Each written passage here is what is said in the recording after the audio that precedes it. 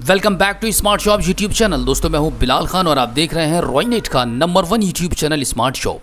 दोस्तों आज की इस वीडियो में हम बात करने वाले हैं रॉयनेट की तरफ से मिली 2 बड़ी अपडेट्स के बारे में।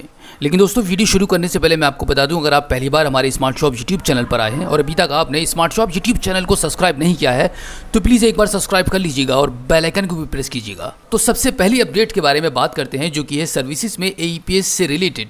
जब भी आप किसी भी कस्टमर से आधार कार्ड के माध्यम से कस्टमर्स की बैलेंस इंक्वायरी करने के लिए आप यस बैंक AEPS ट्रांजैक्शन पर क्लिक करते हैं और जैसे ही आप बैलेंस इंक्वायरी के टैब को क्लिक कर लेते हैं और यहाँ पर कस्टमर का जो भी बैंक है उस बैंक को सिलेक्ट करते हैं। सिलेक्ट करने के बाद आप देख रहे हैं यहाँ पर ऑटोमेटिकली आपका मिनी स्टेटमेंट पर यह फंक्शन चला जाता है, जिससे कि काफ़ी CSP बहुत ज़्यादा परेशान है। कंपनी ने इस फंक्शन को अभी तक इम्प्रूव नहीं कर पाया है, कंपनी इस पर वर्क कर रही है। लेकिन उससे पहले हम एक ट्रिक लेकर आए हैं, एक शॉर्ट ट्रिक लेकर आए हैं जिससे कि आपको इस परेशानी का सामना नहीं करना पड़ेगा। तो चलिए मैं आपको बता देता हूं कि जब भी आप कस्टमर्स की बैलेंस इंक्वायरी करने के लिए AEPS के फंक्शन पर जाएंगे, यहां पर आप कैश विड्रॉल लिखा हुआ देख रहे हैं। यहां पर आपको किसी भी फंक्शन को टच नहीं करना है, सीधा आपको बैंक यहां पे सिलेक्ट करनी है, जिस भी बैंक के कस्टमर को इंक्वायरी करानी है।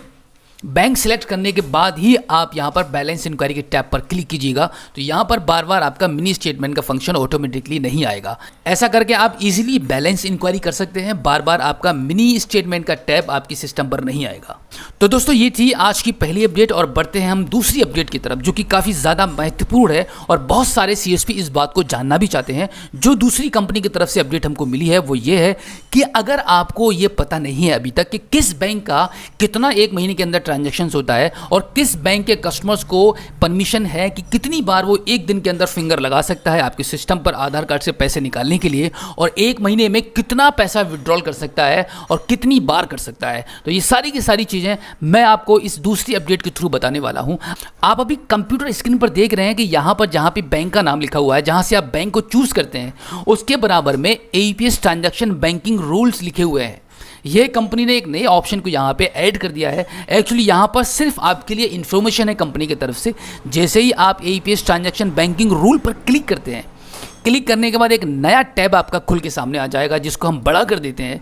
बड़ा करने के बाद आप देख रहे हैं कि इंडिया की जितनी भी बैंक हैं, भारत में जितनी भी बैंक्स हैं, वो यहाँ पर सारी की सारी आपके सिस्टम पर शो कर रही हैं और 1 बाय 1 करके यहाँ पे लिखा हुआ है कि डेली लिमिट कस्टमर्स की कितनी है। स्टेट बैंक ऑफ इंडिया का कस्टमर्स अगर ट्रांजैक्शन करता है तो एक दिन में सिर्फ एक बार ही फिंगर लगा पाएगा, यानी कि एक बार ही सिर्फ अपना बैलेंस को विड्रॉल कर सकता है। इंडियन बैंक्स 2 बार, इलाहाबाद बैंक का कस्टमर 2 बार और आंध्रा बैंक का कस्टमर 4 बार। इस प्रकार से एक लंबी लिस्ट यहाँ पे बनी हुई है। आप देख सकते हैं कि जितनी भी बैंकें हैं उन सभी बैंकों की लिमिट्स अगर आप चेक करना चाहते हैं तो 1 बाय 1 करके देख सकते हैं कि डेली लिमिट कितनी बार कस्टमर आपके पॉइंट पर आके जिस बैंक का है वो कितनी बार फिंगर लगाकर आपके यहाँ से पैसे को विड्रॉल कर सकता है। अभी हम बात करते हैं कि मैक्सिमम कस्टमर एक दिन के अंदर कितना बैलेंस आपके यहाँ से विड्रॉल कर सकता है, तो वो भी यहाँ पे सारा मेंशन है। स्टेट बैंक का कस्टमर 10,000 रुपये निकाल सकता है, इंडियन बैंक का कस्टमर 10,000 निकाल सकता है। ऐसे ही हम अगर आगे बढ़ते हैं तो आंध्रा बैंक का यहाँ पे 4 ट्रांजैक्शन है एक दिन के अंदर, जो कि 25,000 रुपये का अमाउंट एक दिन के अंदर आप आंध्रा बैंक के कस्टमर्स का विड्रॉल कर सकते हैं। बिल्कुल ऐसे ही अगर हम किसी प्राइवेट बैंक की अगर बात करें तो प्राइवेट बैंकों ने अभी भी ज़्यादा छूट दे रखी है। जैसे कि आप देख रहे हैं यस बैंक का कस्टमर अगर आपके यहाँ पर पैसे को विड्रॉल करता है तो एक दिन के अंदर मैक्सिमम 5 फिंगर लगा सकता है और एक दिन में जो लिमिट रहेगी उसकी वो 40,000 रुपये की रहेगी। अभी हम बात करते हैं कि एक मंथ में किस बैंक का कस्टमर कितनी बार ट्रांजैक्शन कर सकता है और कितना अमाउंट निकाल सकता है। तो आप जैसे कि देख रहे हैं कि स्टेट बैंक ऑफ इंडिया का कस्टमर रहेगा तो एक महीने में मैक्सिमम 4 बार फिंगर लगाकर अपने पैसे को विड्रॉल कर सकता है। और अगर हम टोटल अमाउंट की बात करें तो 40,000 रुपया एक महीने के अंदर आधार कार्ड के माध्यम से स्टेट बैंक ऑफ इंडिया का कस्टमर निकाल सकता है। बिल्कुल इसी तरीके से अगर हम इलाहाबाद बैंक की बात करें तो यहाँ पर कोई भी लिमिट यहाँ इन्होंने मेंशन नहीं की है, नो लिमिट है। जितना चाहे वो 10-10 हज़ार करके पर डे के हिसाब से इलाहाबाद बैंक का कस्टमर यहाँ से निकाल सकता है। और उसके बाद जब हम चार्ट के अंदर आगे बढ़ते हैं तो यहाँ पर हम देखते हैं कि इंडियन ओवरसीज बैंक का अगर कस्टमर है तो वो एक महीने में 10 बार फिंगर लगाकर पैसा निकाल सकता है, यानी कि 10 उसको ट्रांजैक्शन मिलते हैं यहाँ पर। बट लिमिट जो है वो सिर्फ 50,000 रुपये की है, यानी कि मैक्सिमम 50,000 रुपये तक ही निकाल सकता है। इस 50,000 को वो 10 बार में एक महीने के अंदर विड्रॉल कर सकता है।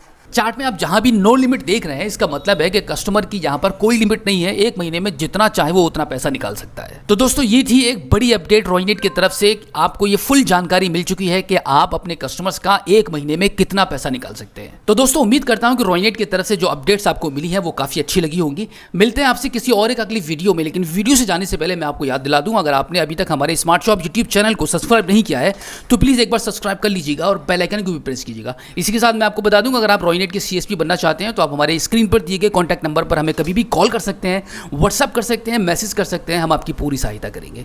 तो चलिए दोस्तों मिलते हैं आपसे किसी और एक अगली वीडियो में, एक नई जानकारी के साथ, एक नई अपडेट के साथ और एक नई जोश के साथ। तब तक के लिए जय हिंद।